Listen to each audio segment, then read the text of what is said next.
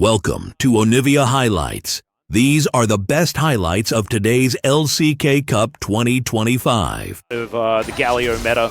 Yeah, I mean, and looked really, really good. It's always been a treat. Lazy Feel, this is a treat for him and not one that he really wants. I think knows that he's dead as he throws down the barrier. There's the wind becomes lightning as Owner is going to make sure that the Ezreal dies. And over the wall goes Sponge, understanding that this 1v2 is maybe not so much in mid. So they're going to start these up immediately. Sponge moves over, gets full information. All right, there's the weave as well. Andal flashing over, looking for Carrier. Hasn't pressed that W just yet, as there it is. Into the wall they go. Seismic Shove is fantastic. Heroic entrance, not getting the knockups they're looking for, but Andal's still in trouble. Carrier going to be going down first, though, as it's both supports lying on the floor. The barrier comes in. Lazy Feel is still going to get cut down by the feathers, and Yucal, oh no, doesn't manage to hit the rocks. As the flash goes forward, the Justice Punch comes in, and oh, that was actually really cute. There from Yucal as well. Does have to flash. We were able to see that like right away. But it was weird, like, because you can't cancel Justice Punch, right? Like, so as soon as you're starting to do that, like something had to stop him. Well, but I was sure the rocks weren't there. Yeah, I thought he just went into the wall. The fact that they managed to grab that dragon, nothing yet on the board for DRX. I have to see them find a bit of an angle here. As Sponge even finding an interrupt on Carrier. There's a cease and desist as well. Seismic Shove pushes him back. Carrier's just dead. Heroic entrance might be heroic, but it is not going to save that Rakan. This is the DRX. Very happy with that prize they pick up here. Kill goes over to Sponge.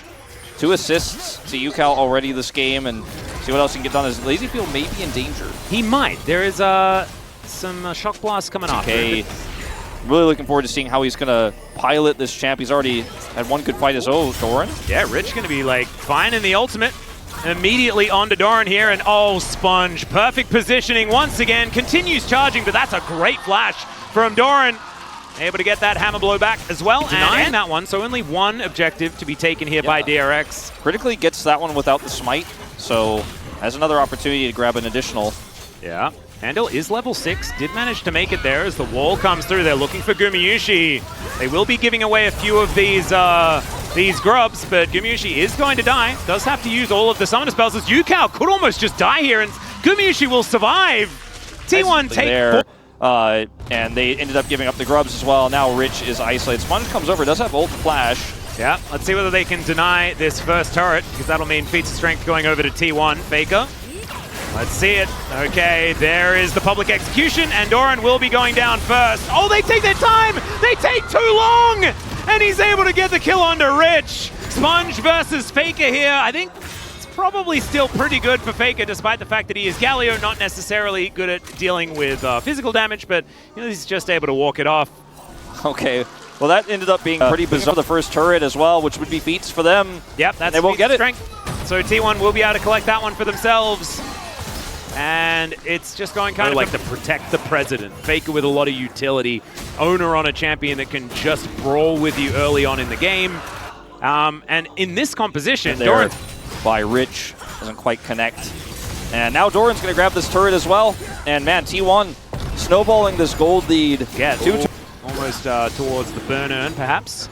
Unless he does go for, you know, something else. Could be a little bit more of a battle Galio, but that is going to be second dragon for T1. Ocean Soul this game, as Lazy Feel trying to dash forward, make things happen. Muramana not quite done just yet.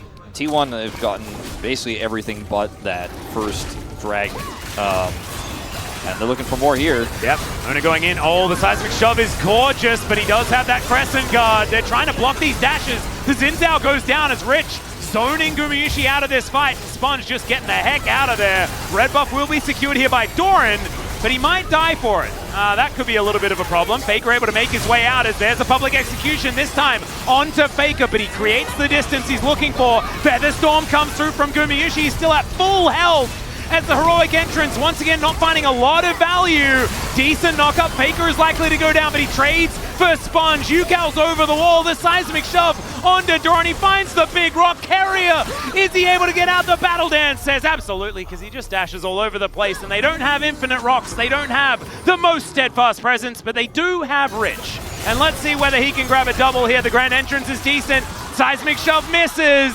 And oh my god, they had like 20 health between them. I mean, Guma held his flash until the very, very end. Oh, True Shot Barrage. Oh, it gets him! And Carry gets though. taken down. Andil, big giggle for that one. This is a big win, though, for DRX. Oh, I mean, they huge. take a kill lead here. The gold lead is thinned out significantly. Only 2,000 behind. That'll get even smaller once this turret falls on, but the rest of his team is already on his way out. And oh, we have more. Oh dear, Gumushi's dead.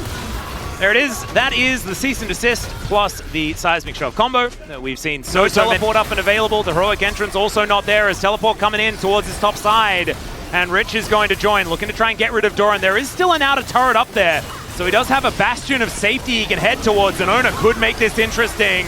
Keeper's verdict comes down as there is the public execution. DRX looking to dive on top of the jungler, but Sponge is already down. Meanwhile, there's a battle on multiple fronts. Doran and Carry are looking like they're almost winning as Lazyfield wants to take down Doran, and he will be able to get there. In the meantime, Rich is limping away from the battle, and Ona says absolutely not. And then Andil can do absolutely nothing. Gumayusi, he'll turn up extraordinarily late, probably just to help his team grab this Arakan buff. Lazyfield is in no man's land as well. Looking for some damage here onto Guma, but I think his fate is sealed. Yeah, let's see whether Lazyfield can make this interesting. Arakan is on his team at the moment as Lazyfield. Oh man, I got so excited that something could almost happen. Yeah, a little bit interesting. Yeah. Gumayusi pressed barrier, so I guess he got that. Well, I mean, now that he's done enough damage here to where they can't really Otacon safely, and they're going to have to back, so it is significant. He's I mean, what's the result of this? Well, the result of this is Arakan got real mad. Yeah. Okay, we'll let them, he's like, there's still some wiggle room for DRX in those types of moments, but something like a Dragon where you have full control over this area is so free to take. And DRX don't have the damage just yet. I mean, their Ezreal's on 2.5 items, but they don't have the damage to crush Otacon in return. They're going to look for a dive on the Faker instead. Yeah, that was a little bit weird, that whole situation, as Sponge presses the ultimate button. Faker gets out of the turret range. True Shot Barrage is going to help aid it. And Yukal not wanting to take any chances. He's going to use that ultimate just to make sure that they have as many people in the area as possible. I mean, you get Faker, you should be able to get this turret, so you get something in return for that Dragon that did go over. This took a lot of resources to do so. A lot of health bars getting low means it's tough to actually think this out. As Guma's splitting.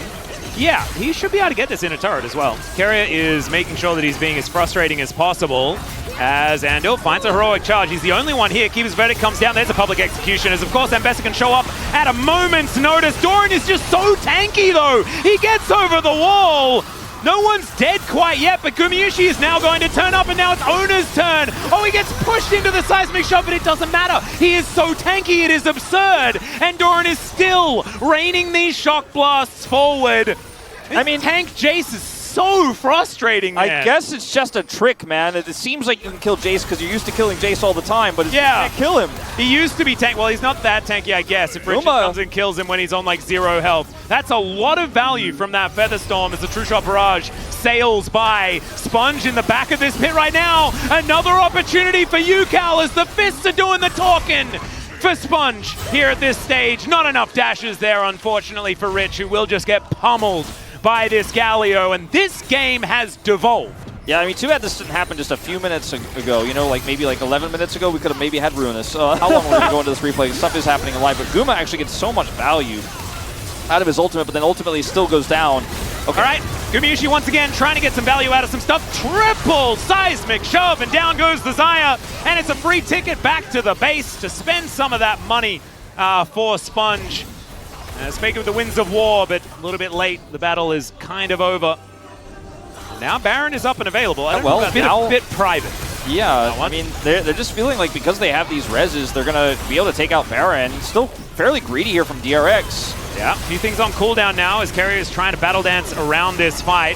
Andil off to the side, Keeper's verdict. This could be so valuable, but instead he holds onto it. Heroic entrance coming on down there as they get a few knockups. Heroic charge onto the Galio, but he's so tanky.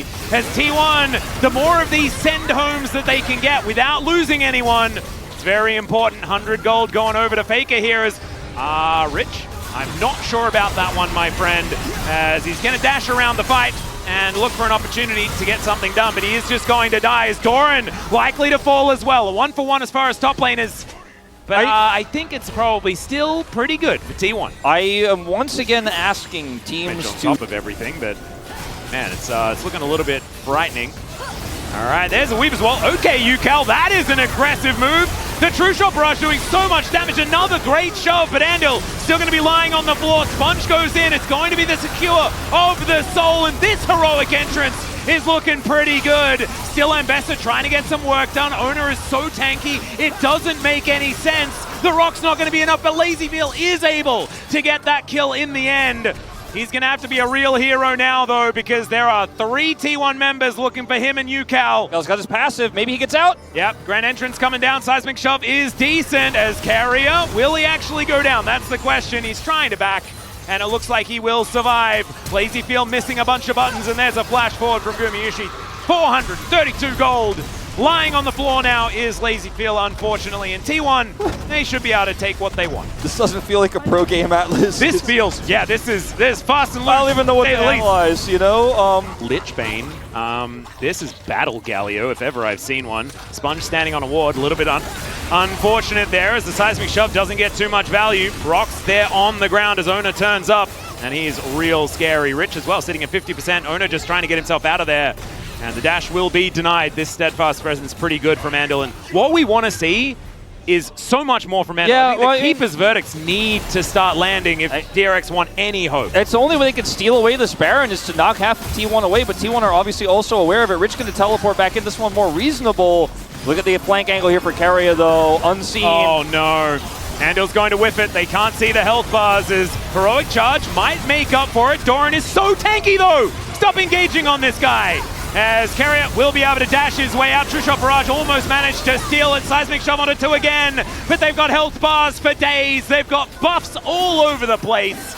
And DRX are just running out of hope in this game. I think a lot of why this game looks so weird is because both of these teams have such a defensive advantage through these choke points with the taunt, with the rocks, with the shoves. But T1 are just so far ahead at this point. They have positional advantage there. Carrier's going to get caught. I don't know how much it matters. Yeah, LazyFeel, yeah, he's going to be flashing away from that one very quickly. That's going to be an inhibitor going down here.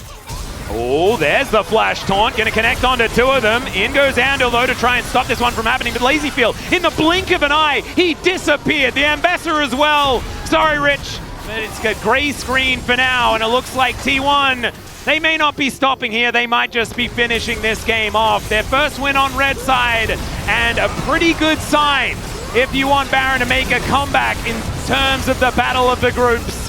The world champs finally on the board here with a victory over DRX here in game 1 at least. So I guess not necessarily finally on the board. Still need to do one more. We'll just be the Lee Sin ultimately here.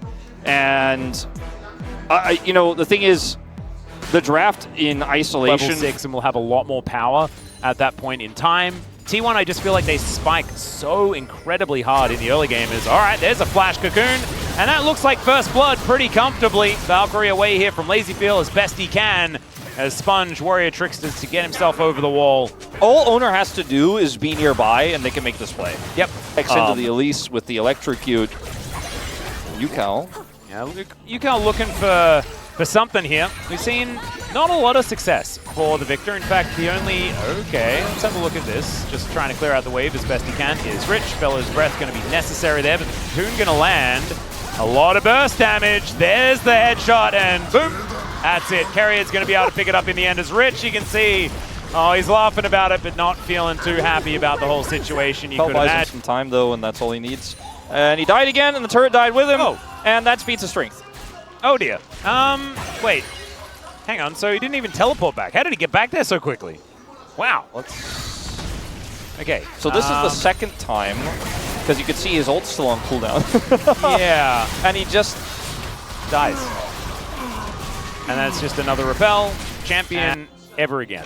I don't want to see in the bottom lane at least, okay? We could start with that. Yeah, we can start with that. As Owner's going to get flashed on here, Solar Flare comes down. That is a very deadly Sin. They'll take their first kill of the game. As now Doran possibly in trouble as Rich coming in. Where was that going? That's off the tracks entirely. As Rich does get the knock-up to prove that something's going to land, but there's no one else here now. Baker not really finding very much damage with the ulti. As LazyFeel, oh dear. There's the last auto in the air from Carrier. And that is going to finish it off once again. And a sub for Teddy in the first place and is under a ton of pressure. He's playing against the defending world champions here. And look, they gave him Corki, but this is not about like, man, he's just... Like, this is the T1 that looked so incredibly good when they were domestically powerful, right? Like, this is before they just started winning every world. It's like, this when was Guma Carrier have a 2022. win lane, they win everything. And they win this. Yeah, like this. Yeah. Ace in the hole. And do it. And like, this is why Carrier was playing like Callista support. Dies a lot because you're super squishy. The enemy team has ways to catch you. But when you have full vision control and full map control and a massive lead like this, you know, Carrier just walks around the map and decides who dies. And that's what's happening. He's 100% KP in Guma. Yep. The kill squad. Hope to win a fight in an even game state, which we're not in. But I mean, this is just going to be T1 getting everything they want. This turret is next on the list. Yep. Yukao going to tank the ace in the hole. Not too happy about that one either. But maybe they just pick it away from him and he doesn't get to play it. Because remember, they first picked this over the Aurora. Yeah, I don't know. And the Rumble. There's no explaining it that makes sense to me. Personally, as Faker could be in trouble here. As the train comes down, this time it's going to land. Nice little chain CC there from Rich, but he is well and truly by himself. And he's going to have to try and flash away the flash forward from Owner, and he kicks him in the back of the head. That's going to send him to the death chamber as Sponge. Warrior tricks to get himself out of the way, and Gumayusi doing the thing he loves to do best, which is shoot turrets. Unless he can shoot the little yodel in a plane. It's another thing that he really enjoys doing. Yeah, he likes to get money and then use it to buy items and then kill people with it. But also killing turrets, like you said, he is a big enjoyer of that. Faker may be in trouble really for real this time, maybe? Yeah. He's not going to be able to make that flash work, as Owner is like, yeah, you're on your own, buddy.